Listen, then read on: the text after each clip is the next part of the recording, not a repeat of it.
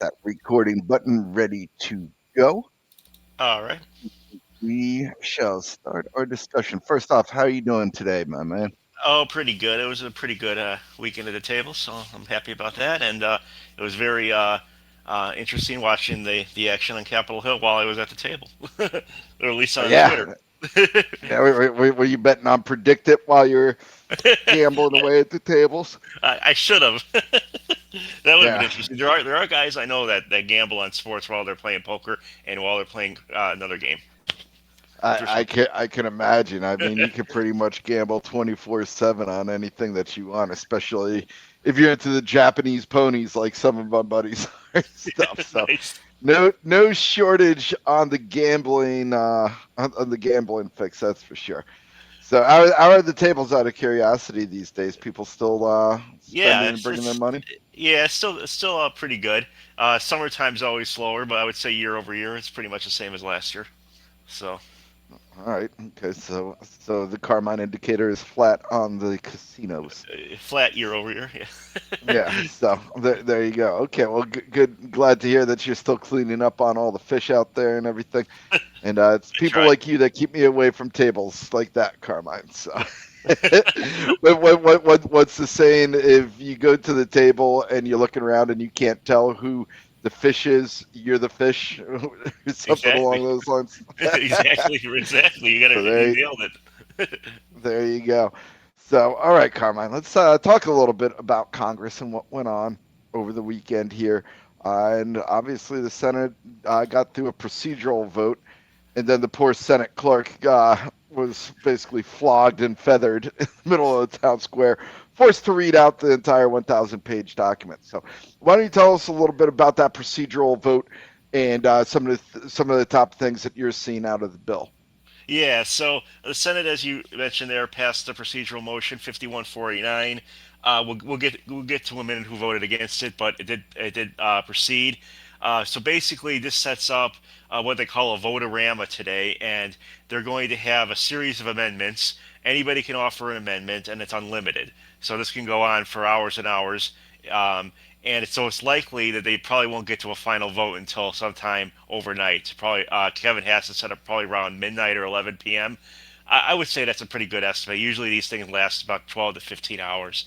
So so that we'll probably learn news as we wake up in the morning on it. Some of the key things that were changed on the Senate side, of course, the bill still extends all the tax cuts. You get increased standard deduction, you get the child tax credit, you get um, debt ceiling increase, you get the no tax on tips and overtime and Social Security and all that, immigrations funding, energy reform and deregulation, all that stuff is still the same from the House version. What changed was a little bit of the clean energy tax credits. First of all, the first thing that changed, and so this bill phases out the wind and solar credits beginning in 2026. It'll be completely phased out by 2028. So the bill will require that solar and wind projects be in service by the end of 2027 in order to qualify for tax credits. So that's a little bit more stringent than the House version because the House version basically said that they could start service by the end of 2027 as long as they're kind of in production or being built or whatever. They qualify their tax service. But this new provision actually means that they basically have to be completely finished in service to qualify for the tax credit. So it's a little bit more stringent, but it's not that big of a change from the House version. I think a lot of the folks on the alternative energy investors were kind of looking for something that might be a little bit more stringent than that. So it might be a little bit of a relief. And that's why I think some of the stocks are up today. Based also because just basically strength in the market as well. Hydrogen tax credits will be phased out in 2028, so look at plug power for that one. Possible play on that. Also, the nuclear tax credits, they're going to keep those in place through 2032. So the nuclear tax credit is kind of the winner there as far as all the alternative energy goes. They get the longest lifespans for the credit, so to speak. So plays on that, of course, are NLR, CCJ, URA, and so forth. So the so as far that's pretty much it for the solar credits. For Medicaid work requirements, which is a big one. Carmine, there was a breakdown for the solar too in terms of international versus domestic. as well, right? yes, exactly. So the domestic ones get a little more leeway, so to speak, versus the international. So you might see some of the more internationally focused solar companies be a little more weaker versus the domestic ones. All right, and then you're going into the Medicaid Yeah, portion so of. Medicaid work requirements begin in December 2026. The Medicaid provider tax will drop to 3.5% by 2032. This was overruled by the Senate parliamentarian. She said you couldn't do this by 2027, um, but you could do it by 2032. So, well, she didn't say that specifically, but they reworded it to 2032, and she was okay with that. So she never tells them exactly what they need to correct. They just kind of change it and see what she says. So, but yeah, the bottom line is that starts at 2032 now. What basically is that is so that's like kind of like the opposite of what we would think of as a tax, right? If you see the Medicaid provider tax drop, you might think, oh, that's deficit um, negative or adds to the deficit. This actually decreases the deficit because this is the tax that the federal government pays to the states for Medicaid. So to lower the tax, the less money the federal government has to pay. So if you had a higher one, that would be more money the federal government has to pay. So, but that starts in 2032, and that's a long way off. Another president or Congress could easily change that. So I'm not really too worried about that. So the debt ceiling, of course, rate gets raised to 5 trillion. The bill makes auto loans tax deductible. That might be somewhat positive for maybe the used car or the new car stocks as well. More so the newer car stocks. I guess that's more interest to deduct there, obviously. So the bill raises the state and local tax deduction to $40,000 for people making 500K or less. The salt cap will revert back to 10K after 5 years. So that's a win for the Senate side. They wanted it at 10K, forever, but the House Salt Caucus wanted it at 40K forever. So they came up with a compromise for 5 years to get the 40K salt deduction. So that's kind of where they landed on there. And it looks like everybody on the Salt Caucus is happy about that. So there shouldn't be an issue there. Um, Well, um, then they give the argument in 5 years that they're raising taxes on you, similar to yeah, what we're exactly. seeing So with so this with this the is this is current the game. Trump taxes, right? So Yeah, exactly. So this is the game that you're going to play, right? So, like for example, all the tips and overtime expires after 5 years too. So they could say at that point when we get to 5 years, let's say JD Vance is president or Gavin Newsom is president, either one of them would probably support those two things. Is to say, oh yeah, we got to renew that, so they're going to get renewed. So it's just kind of the game they play there. But yeah, but you're 100% right on that. So yeah, I think that's of course money for immigration, $170 billion for border security, construction of a wall, and deportations, um, and air traffic control funding for a new air traffic control system, Golden Dome missile defense shield. All that is in this bill. Like I said, it's very big, and so this is basically everything President Trump campaigned on domestically. Obviously, not foreign policy wise, but domestically is in this bill. So just to give you an idea, how obviously important it is for him. Um, so like I said, the probably be passed sometime around 11 p.m. tonight. We have two senators that voted against the procedural motion. Those are Thom Tillis of North Carolina and Rand Paul of Kentucky, uh, for totally different reasons. Rand Paul is concerned about deficits. Thom Tillis is concerned about the Medicaid cuts. So they very likely vote against final passage. So I think that the final passage number will be similar to 5149. I would be surprised if that's exactly what it is. Susan Collins was a Carmen, little let me wishy. ask you. Yeah. I'm seeing something from uh, was it Lisa Murkowski telling Politico on Monday that she will offer an amendment to the Senate Republican mega bill to tie eligibility for the wind and solar tax credits to the start of a project's construction. This Yeah. would be So I'm was not sure if contingent on that's the current drafts. So obviously they can't lose any more votes. Does something like that get through? it may or may not.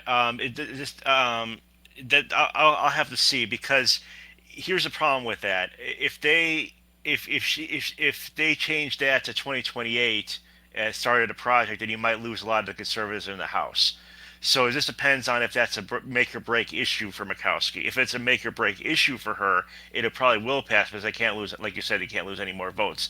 But if it's something that she would just like, but she's it's not the end of the world for her if it's not included, then the conservatives will win and it'll stay the way it is.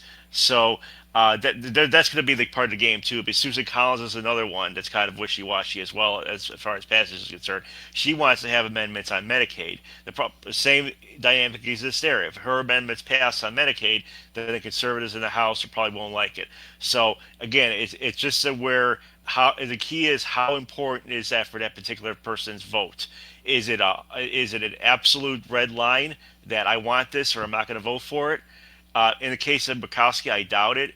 In the case of Collins, it might be, and then it'll be 50-50, and Vance will have to break the tie. So we'll see. But I think there's a very good likelihood that this will pass, but there might be a couple more changes, like you said, on the solar front and on the Medicaid front before it's all said and done. Uh, and so then basically after that, then of course it goes to the House. The House decided they'll vote on Wednesday. So, but that's again going to be another issue between the conservatives there, depending on what gets sent over. All right. So, real quick before we get into the timeline for this week, Carmine, the Votorama today.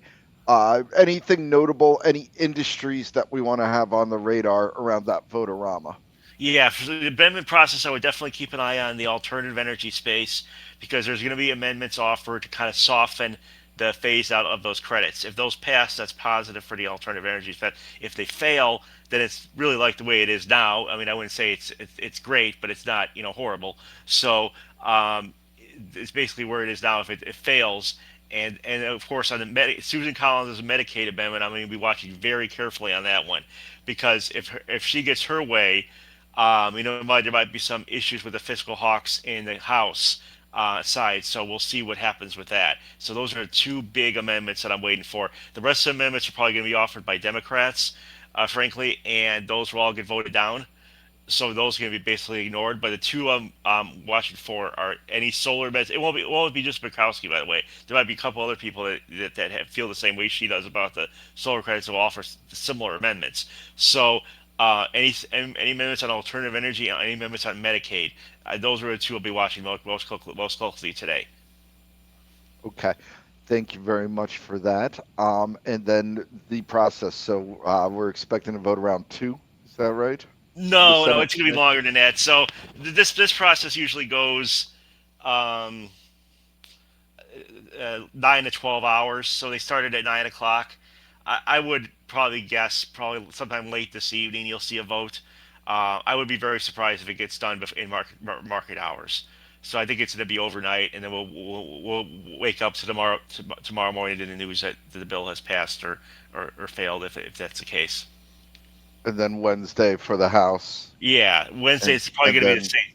Yeah, and Wednesday's then probably. Trump and then Go ahead. I'm Trump sorry. looking for and then Trump looking for the big Fourth of July win by signing it on the 4th of July.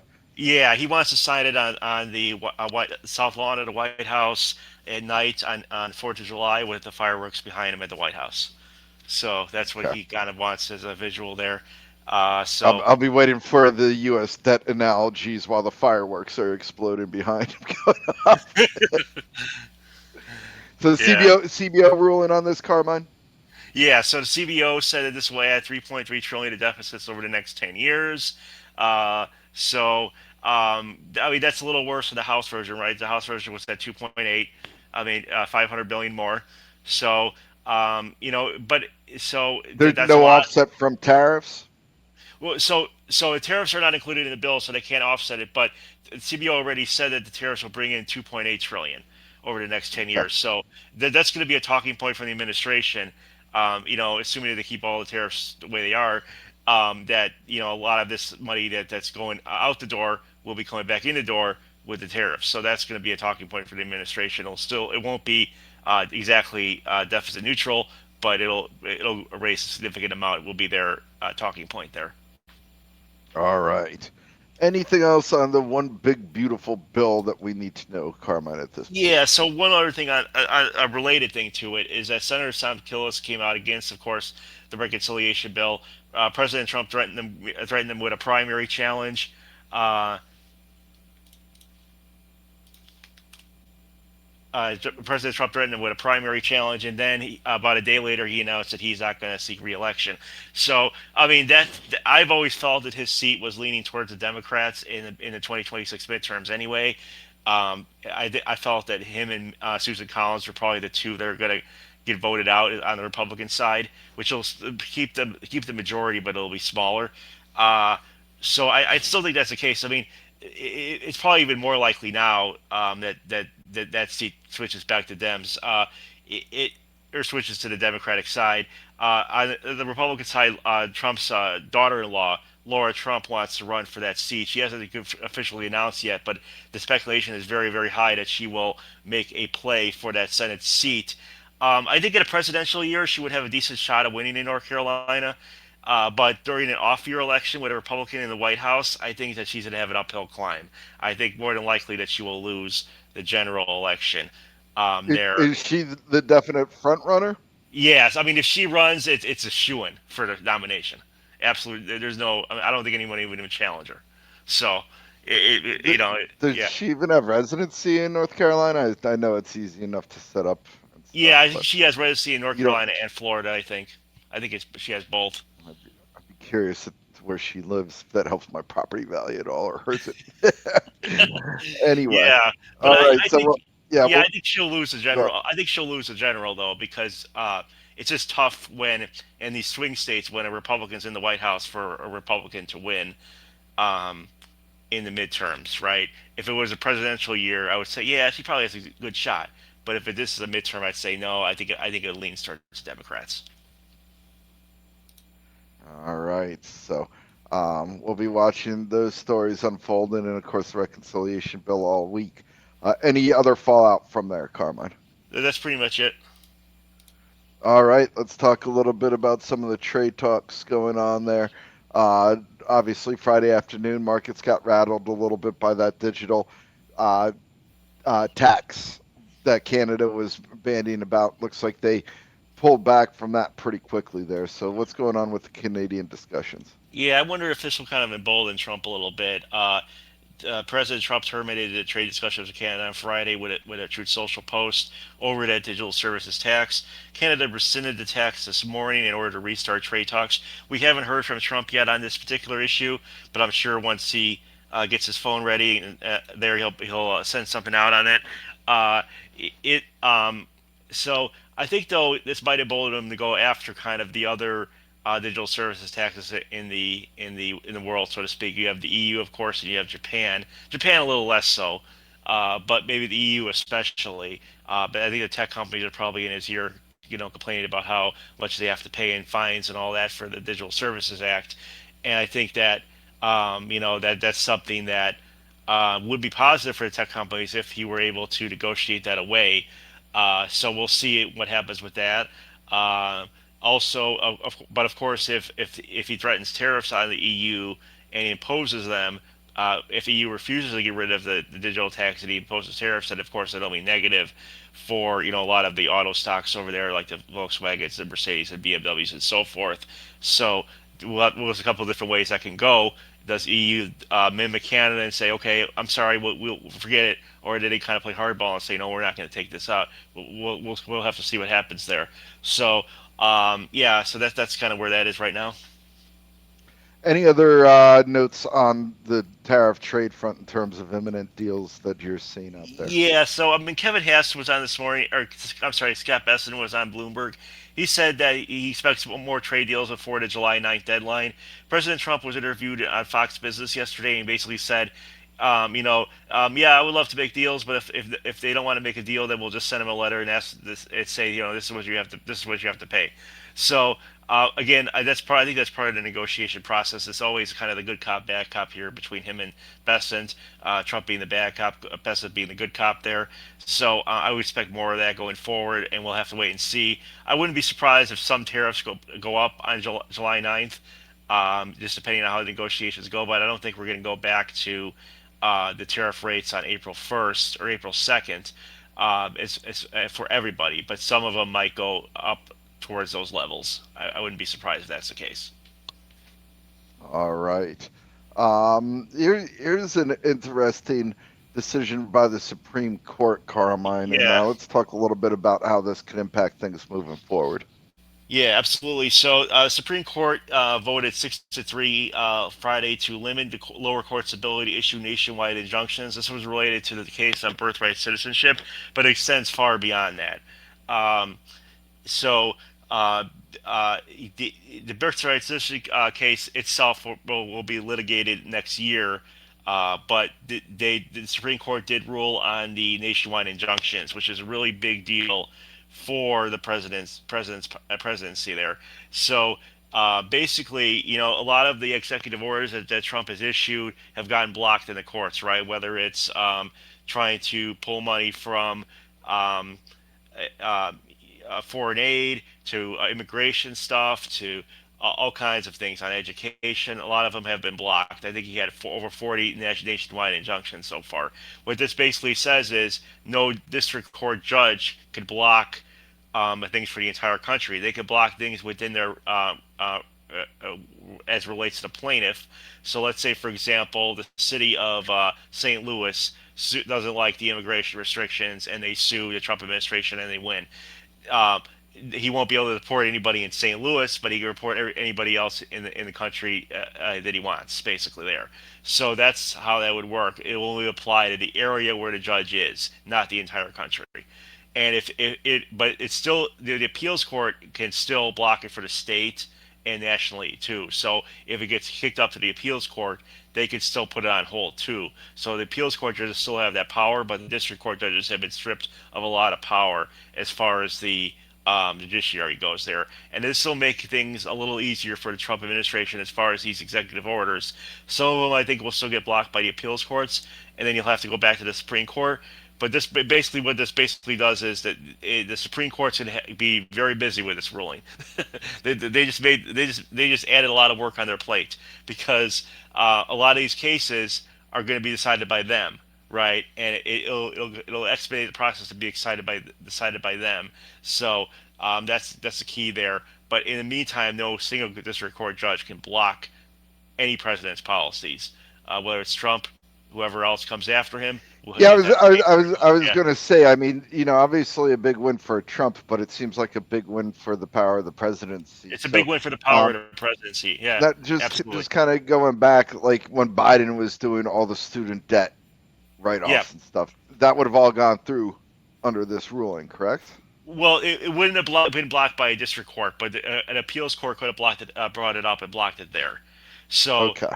yeah. So, I mean, it doesn't really. I mean, a lot of the headlines I saw, this is like completely strips the power of the judiciary. That's not true. The appeals court and the Supreme Court can still weigh in on things. It's just that not one district court judge um, that they kind of shop for Yeah. So, can so if block. you Yeah, want the ruling in your favor and you decide to go to Texas or New York, there's no longer going to be able to do yeah, that. that's not going to be the case. So let's say if there's a Republican president and a Democrat sues them, they always go to California to try to get a nationwide injunction. That's not the case anymore. They have to go to appeals court. They have to even go to the Supreme Court to get it blocked, and that takes a long time. And while that process is playing out, the executive order can go on. And if there's a Democratic president, like and a Republican sues them and goes to Texas, they can that one judge in Texas won't be able to block the whole thing. They'll have to ask the appeals court to do it, and then if the appeals court does it, then the Supreme Court will probably say, okay, we have to take this as well. So that's how it'll work there. Okay. Let's see. Moving on here. Um, a big story in the markets last week was the shadow Fed story that the Wall Street Journal did. The idea that Trump could appoint a new Fed chair in the next couple of weeks, and therefore kind of undermining Powell's power right now. Also, talked to I saw a headline from Bessent that said that whoever their nomination is in early January to join the Fed could be in the running for the Fed chair. So that's Yeah. another way of just kind of nominating a new Fed official that would be there that wouldn't be part of the board. So what's going on with that there? Yeah, so as you said, the Wall Street Journal reported about the shadow Fed chair. They said that there was four names kind of in consideration. It was Kevin Walsh, Scott Bessent, Christopher Waller, and who's the woman that has the Michelle Bowman. Michelle Bowman. She's in Yeah. consideration as well. So um, uh, what and then Besson was on this morning. Bloomberg, he was asked a question about this, and he basically said, "Well, we're filling Kugler's seat in January, right? So she's retiring. So Trump will get somebody appoint there, and he suggested that whoever he appoints to that seat will become the Fed chair in May.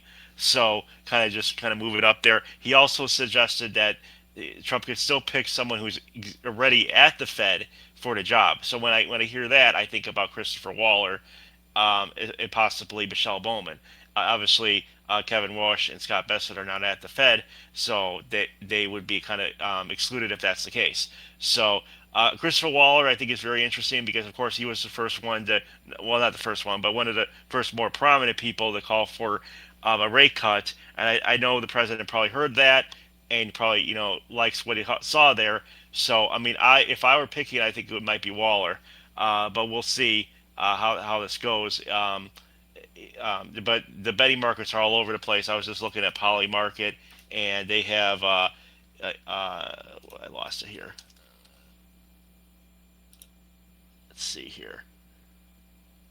You have Kevin Rush in the lead, then Scott Besson, then Chris Waller, and Kevin Hassett's in there too. Bowman is in there. So they show Kevin Walsh as the favorite. So we'll see what happens with that. But my money's on Chris Waller. I think because Kevin Walsh really isn't that much of a dove. I mean, Right. I think Trump trusts him because he's had a good working relationship with him. But Yeah, but like you said, Warsh has definitely not been one that's been touting lower rates, that's for sure. exactly, and Craig Waller was one of the first prominent people to call for it.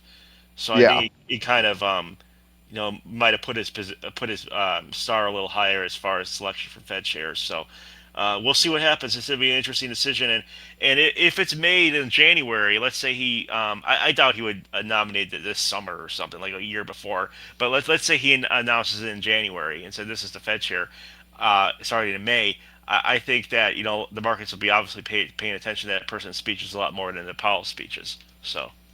Yeah, I agree. All right. Next up, Israel and Iran. Where do we stand with that? Yeah, so this was interesting yesterday or last week, right after we kind of got off the air last week. Israel ran, of course, the ceasefire is holding after about 6 days here, still going strong with the ceasefire. There was about 11th hour exchange of rocket fire.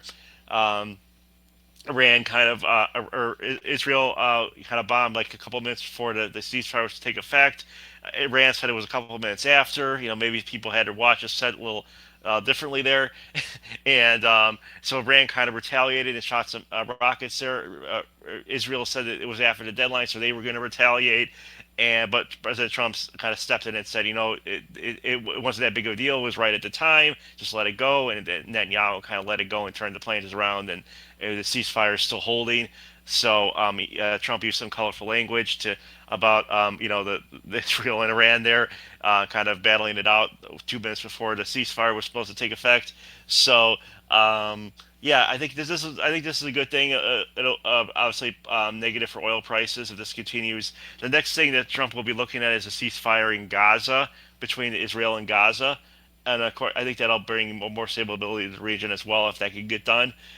So we'll have to wait for that. I wouldn't expect anything imminently, but that's probably something down the road that they'll be working on.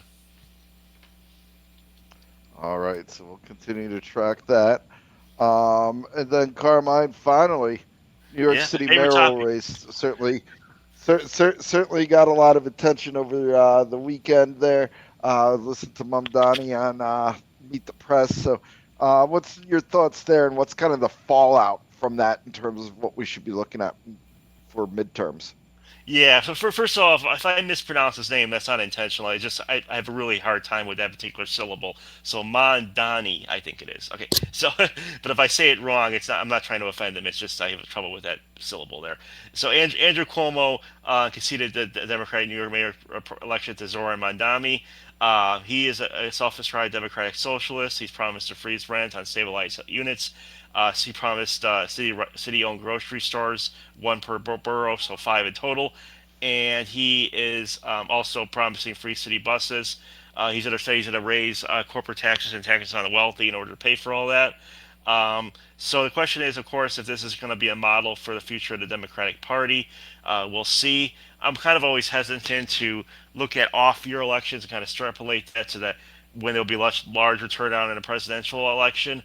But we'll see how things work out in the midterms. If let's say, I could see this going both ways. Let's say the Democrats nominate a lot of folks in the mold of Mondami in some of these swing seats, and then they lose. They still win the House, but they don't win as much as they thought. It's kind of a blue trickle instead of a blue wave. Then, like similar to what happened with the Republicans in 2022, then I could see them saying, okay, we kind of have to kind of move to the center here. But if they do better than expected, I could see them, kind of doubling down, which might be a mistake because in the presidential election, turnout models are very, very different. So you can't really, like we learned in 2022, 2024, you can't really extrapolate what happened with 22 and 22 from between a midterm and a presidential. So one of the interesting things up here, of course, is what Cuomo decides to do. He said he's going to keep his name on the ballot for now, but he could still decide to take it off. He's kind of looking at the numbers and see how they are. Eric Adams is still in the race. If Cuomo gets out and kind of gives a kind of tacit endorsement to Eric Adams, I think Eric Adams, probably has maybe a 30-35% chance. If Cuomo stays in the race, I think, it's very likely that Mondami is going to be the next mayor of New York City. And a lot of things he's talking about really can't be done without the New York State signing off, right? So, like for example, the Yeah. raising the corporate tax rate. Kristen Welker played a clip of, and this kind of surprised me actually. Kristen Welker played a clip of Kathy Hochul, the governor of New York, and she said, well, she didn't really want to raise taxes on corporations because a lot of people are leaving to Florida already, and if you do that, then more people are going to leave to Florida. So I didn't know that about her. I was kind of surprised, but I was very intrigued that she said that. So, um, but yeah, so that's kind of the push and pull there. If he gets in, it's all he can't really. A lot of the stuff he's going to need Albany, basically the capital Albany, to sign off on. So we'll see what happens with that. But I think one of the interesting things about him is that he focused a lot on the top issue concerning the voters, right? If you go back to political science, you could talk about an issue that's popular, but if it's not on the top of mind of people, you're probably not going to win. So, he really focused on cost of living, cost of living, cost of living relentlessly, and I think that's one of his biggest strengths. I'm not saying I agree or disagree with his policies. I'm just saying his strength as a candidate, that was what propelled him to winning this nomination, and I think that if the Democrats continue to focus on that, whether continue to focus on cost of living, and if it doesn't go down during Trump's presidency, then they have a good shot. With other candidates, if they kind of take some of these policies but kind of water them down, moderate them, that'll be good. I think it'll be good for the Democratic Party. All right. Fantastic. All right, Carmine. Anything else that we didn't touch upon here? That's pretty much it. Okay. Well, we're looking at the next show coming on July 14th. Yeah. So You're going to unfortunately, be off on the 7th.